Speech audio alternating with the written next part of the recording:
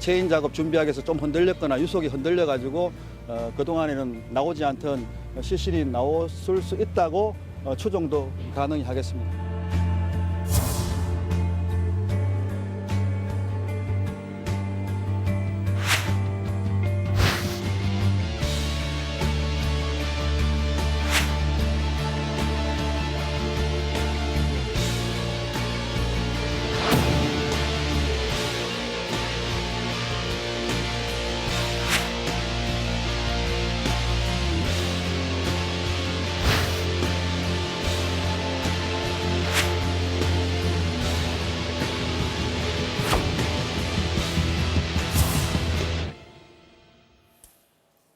네, 헝가리 유람선 침몰 사고가 발생한 지 오늘로 열흘째입니다. 어제도 한국인 시신 2구와 헝가리인 시신 1구가 추가로 수습됐습니다. 그래서 지금까지 확인된 한국인 사망자는 18명, 찾아야 할 실종자는 8명이 남아 있습니다. 이렇게 시신 수습 소식은 조금씩 들려오고 있는 반면에 유람선 인양 작업은 여전히 답보 상태입니다. 새로운 인양 방식도 고심 중이라고 합니다. 자세한 내용 양지열 변호사 그리고 배상훈 교수님과 함께 알아보겠습니다. 두 분 어서 오십시오. 안녕하세요. 네. 자, 먼저 실종자 수색 상황부터 좀 짚어보겠습니다. 어제도 시신 2구가 한국인 시신 2구가 지금 발견이 됐습니다. 네, 그렇습니다. 60대 한국인 남성 그리고 여성 한 분이 각각 30대 여성 이렇게 2분이 발견이 됐고요. 네. 어제는 이제 또 헝가리인 아마 선원으로 추정이 되는데 시신도 한 구 발견이 됐죠. 사고 시간이 흐르면서 뭐 여러 가지 변수들이 생기면서 좀 뭐 실종자들의 발견이 늘어나고 있는 상황입니다.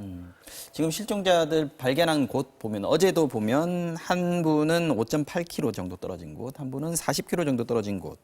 근데 이때까지 발견된 장소들을 보면 배 주변에서 있는 분들도 있고요. 그리고 길게는 뭐 100km 넘는 곳에 떨어진 분들도 있습니다. 굉장히 수색 범위가 넓어져야 되는 상황인 것 같고 또 수색 방식도 좀 변경을 하고 있는 모양이죠. 예, 이게 자연하천이라는 데가 사실은 이제 어떤 것이 떠내려가게 되면요, 어떤 물건이 떠내려가게 되면 사실은 그 중앙부 중심으로 내려가게 됩니다. 네. 그러니까 이게 보통의 경우에. 예, 보통의 경우에. 네. 그래서 우리가 어떤 유실물을 찾을 때는 중앙부를 중심으로 가장 먼 곳에서부터 찾게 되는데요.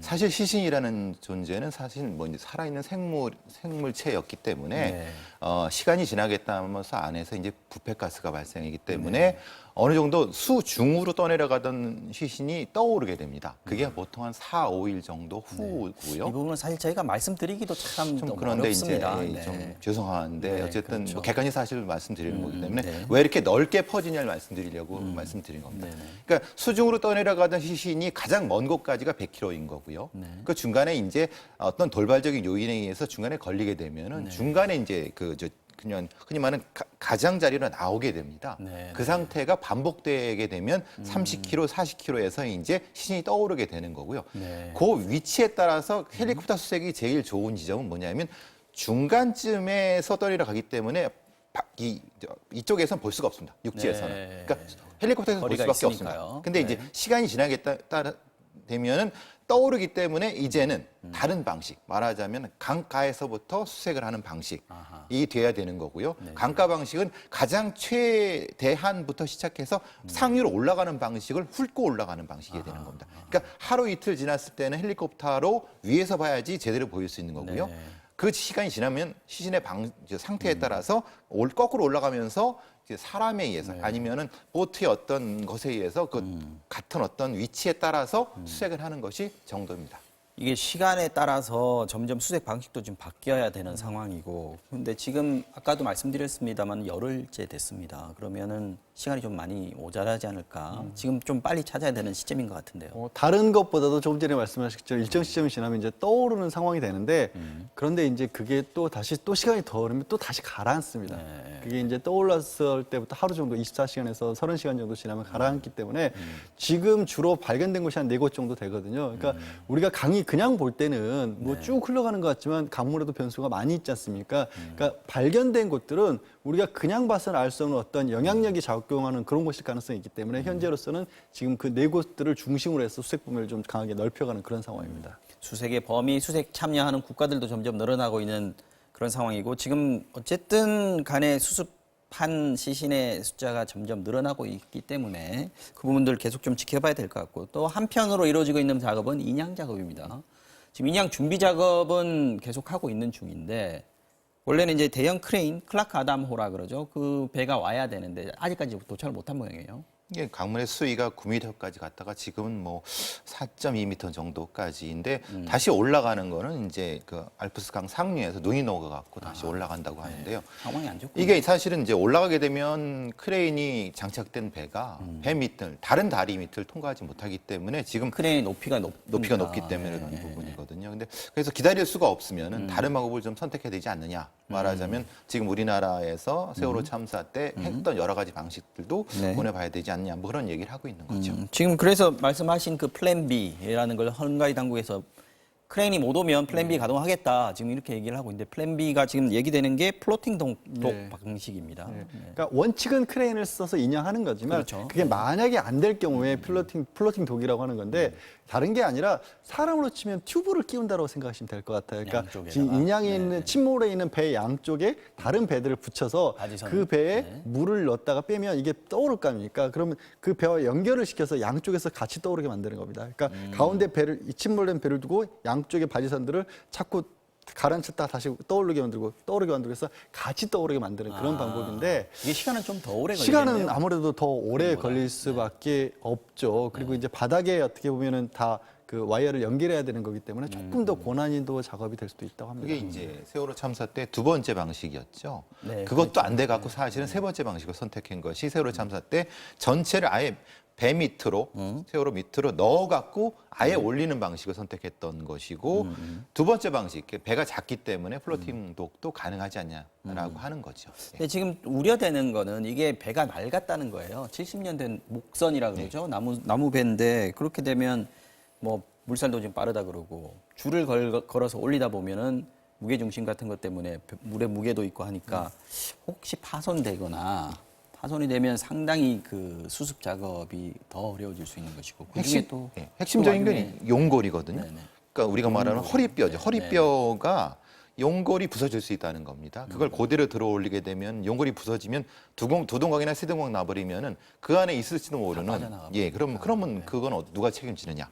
그렇기 때문에 좀 더 세밀한 어떤 작업이 필요해야 되는데 세밀한 작업을 하려고 하면은 잠수사들이 위험하다는 겁니다. 왜냐하면 워낙 물살이 빠르기 때문에 그 작업을 다 수작업을 해야 되느냐. 그렇기 때문에 어떤 그 선택의 지금 뭐 상황인 거죠. 네, 어쨌든 이 방법이든 저 방법이든 지금 뭐 어쨌든 쉽지는 않은 방법입니다. 그죠? 상황이 안 좋습니다.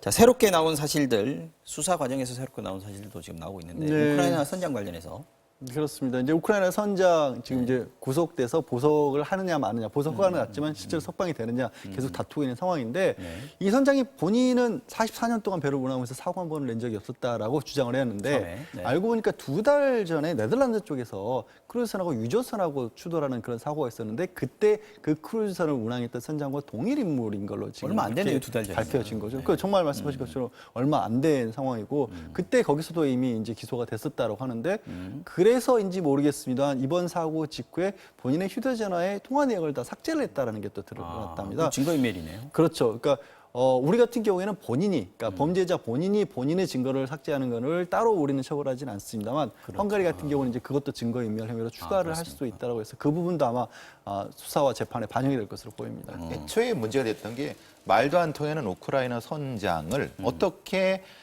이 그 도심에 있는 유람 크루즈를 운영하게 하느냐. 그게 굉장히 의문이 났던 부분이거든요. 선원들과 말도 안 통하는 사람이었다고 하는데 그런 선장을 어떻게 배치하느냐. 그러네요. 여러 가지 문제가 있었는데 사실은 그러면 인력의 문제일 수 있겠다. 외국인의 선장을 고용해서 이제 빨리 뭘 하려고 하는데 이런 문제가 발생하지 않느냐라고는 추정이 가능한 상황인 거죠. 워낙 이전에도 이런 사고를 냈던 사람이라고 하면은 분명히 문제가 있던 사람인데 그에 대한 확인을 안 하고 빨리빨리 썼던 그런 부분에도 분명한 것은 헝가리 검찰이 확인을 해야 될 부분이라고 보여집니다. 아까 양 변호사님 말씀하셨지만 지금 보석 허가를 신청해서 법원이 일단 허가를 했고 아직까지 풀려나지는 않았습니다. 검찰이 이제 그 이의를 제기했기 때문에. 그런데 만약에 풀려난다고 하면 조건이 있긴 합니다만 그 부다페스트 안에 있어야 된다라고 하지만 이거 사실 유럽 안에서 그냥 그대로 있는다는 게 믿을 수 있을까요? 국경 통제가 안 되죠. 그러니까 거기는 좀 국경 통제가 안 되는 데거든요.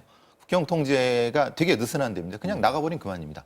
이거는 뭐 흔히 말하는 누가 이제 구금 상태가 아니라 누가 또 옆에 뭐 흔히 경찰이 있다. 하더라도 네. 빠져나가는 건 그렇게 어려운 일이 아니거든요.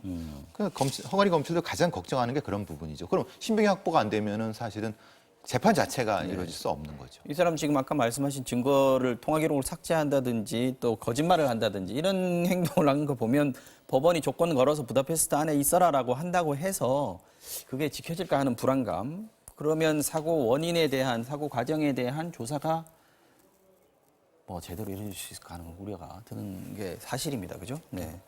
자, 헝가리 유람선 침몰 수색 상황, 인양 작업 준비 상황까지 들었습니다.